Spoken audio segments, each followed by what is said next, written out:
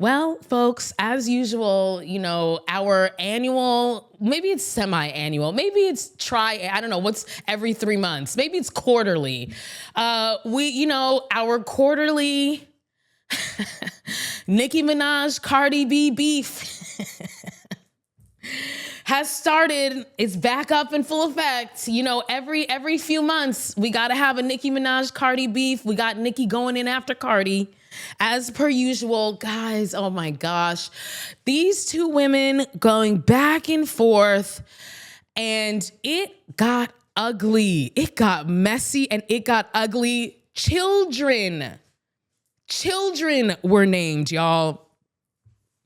So as we all know, Cardi B, she just dropped her album, Am I the Drama? And it's doing well. And as history would tell us, if Cardi's doing well, Nicki's upset. And so Nicki took to Twitter Nicki's Twitter fingers are reckless and ruthless.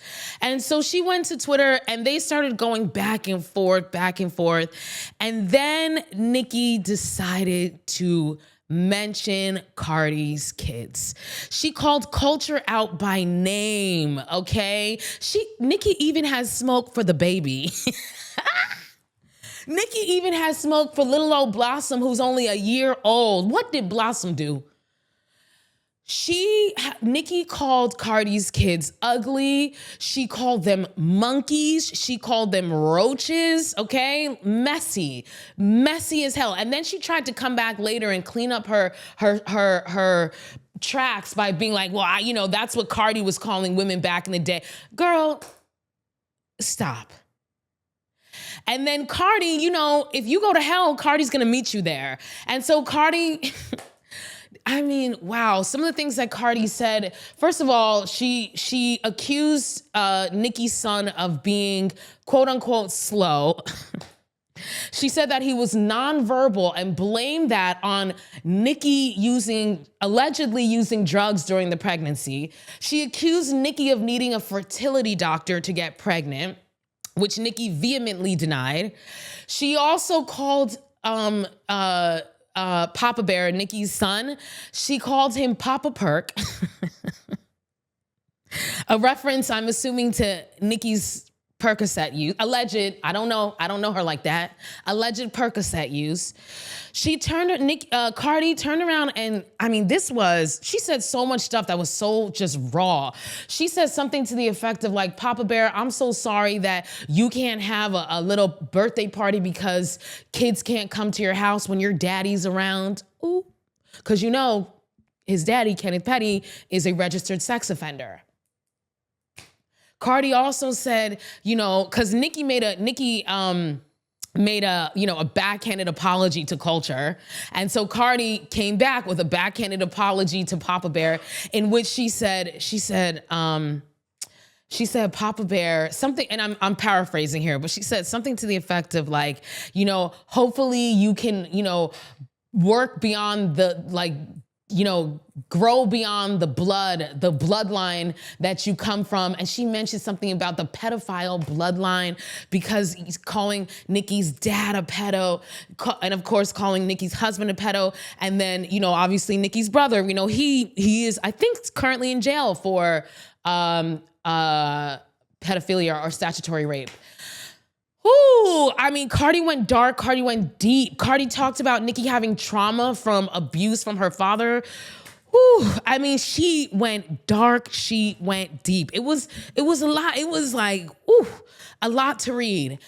It was just, it was an interesting beef. I just have a couple things to say. First and foremost, Nicki is just your average corporate auntie.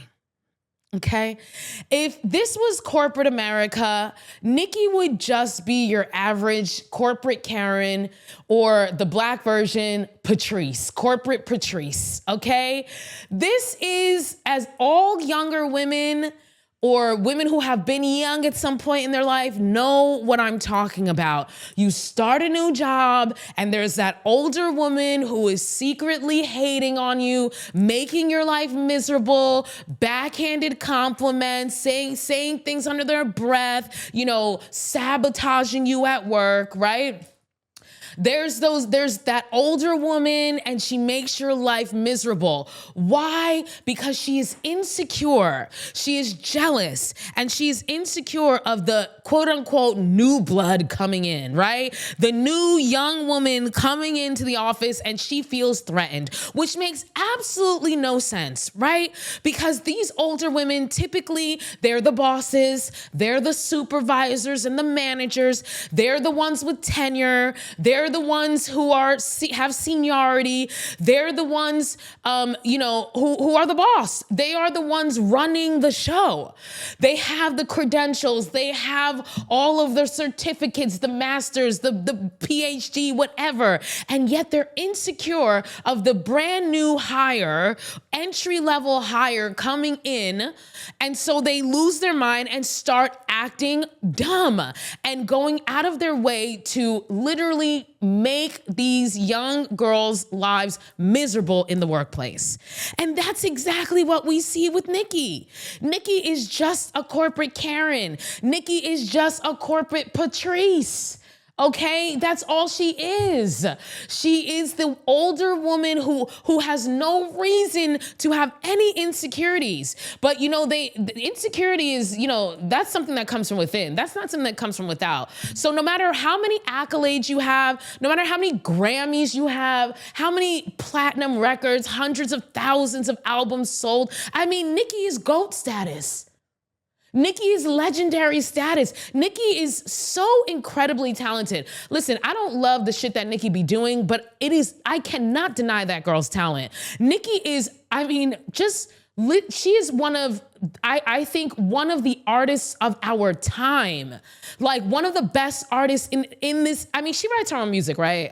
Because if she doesn't, I'm gonna have to take a little bit of this back, okay? But I'm pretty sure she writes her own stuff, and she's phenomenal. She really doesn't have any competition in the game, but here she is with that insecurity, that corporate Karen, corporate Patrice insecurity, going after Cardi B, someone who is a decade younger than her, who came into the game a decade after her. Like, why are you comparing yourself to essentially the little people? Because not that Cardi B by any means is the little people, but by comparison.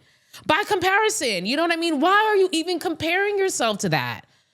Like, it doesn't make sense. But if you put it in the context, in the lens of that corporate Karen, that corporate Patrice, that corporate LaTanya.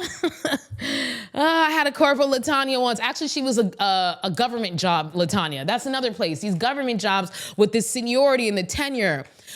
So, it's like you guys are not really on the same level. And it's like, there's no need for you to go down in the gutter with somebody who's like not even on the same level as you. And even Cardi herself has said, like, bitch, like, you've been out since way before I ever came in the mix. Like, what are we doing? It's just like, girl, Nicki,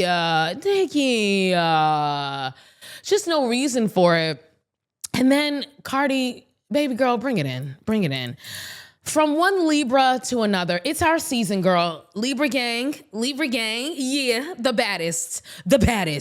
One thing about Libras, when your zodiac sign is the scales of justice, you have a really hard time seeing wrongs. Whether that's a wrong just based on like misinformation, inaccurate information, or a wrong based on injustice. We're gonna speak up because it's built in us, it's who we are. And Cardi, she's a Libra, and she can't. I remember one of the first times that her and Nicki were going back and forth. This is years ago, and I was like, I'm looking at her going back and forth, and I said, why is Cardi doing this? And I was like, is Cardi a Libra? I went to Wiki, and sure enough, Cardi B is a Libra. And like I said, Libras, we don't like injustice. We don't like inaccuracies. If something is incorrect, we're gonna set the record straight. If somebody is doing something unjust, we're gonna call it out. And if someone is lying on us, oh, we're definitely gonna call that out. And that's Cardi. And I just wanna say to you, baby girl, you know, in a few years, you're gonna, cause you know, you're already ahead of the game, girl. But in a few years, that's one of the beautiful things about growing as a Libra, is you grow out of those people pleasing, worried about what everybody's thinking about you tendencies. And you will grow out of this. But I just wanna tell you, girl, you don't even have to fight the girl. We already on your side. You know, part of being a Libra, our life lesson, and this is a life lesson that applies to everybody, but this is especially for Libras, is learning how to be okay with being the bad guy. You know, it is so liberating. It is so liberating. And this applies to everybody. But I'm especially talking to my Libras because that's one of our Achilles heels, is always being worried about what everybody's thinking, the people pleasing. One of the most liberating things you can do in your life is to learn to be okay with being the bad guy. Ever since I've been working on that and practicing that for years now, I mean, I'm liberated. I don't give a damn what anybody thinks about me. And that's not to say that I don't fall back and I don't slip back and I don't have moments and I don't have to talk myself off the ledge sometimes. But for the most part, you know, I have been able to, it's like, it's so liberating. It's like, you're unbothered. You just get to live life and be like, oh, well, people want to think of me as a piece of shit, then I'll be a piece of shit. That's fine.